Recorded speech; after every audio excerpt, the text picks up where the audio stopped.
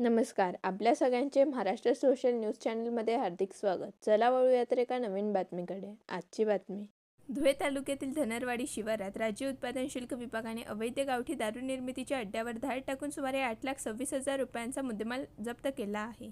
कारवाई दरम्यान 17,980 लिटर रसायन, 516 लिटर तयार गावठी दारू आणि इतर साहित्य हस्तगत करण्यात आले. या प्रकरणी महाराष्ट्र दारूबंदी अधिनियम अंतर्गत गुन्हे दाखल करण्यात आले असून राज्य उत्पादन शुल्क विभागाच्या विशेष मोहिमेअंतर्गत ही कारवाई करण्यात आली. अवैध दारू निर्मिती, विक्री किंवा वाहतुकीबाबत माहिती असल्यास नागरिकांनी राज्य उत्पादन शुल्क विभागाशी संपर्क साधण्याचे आवाहन यावेळी करण्यात आले.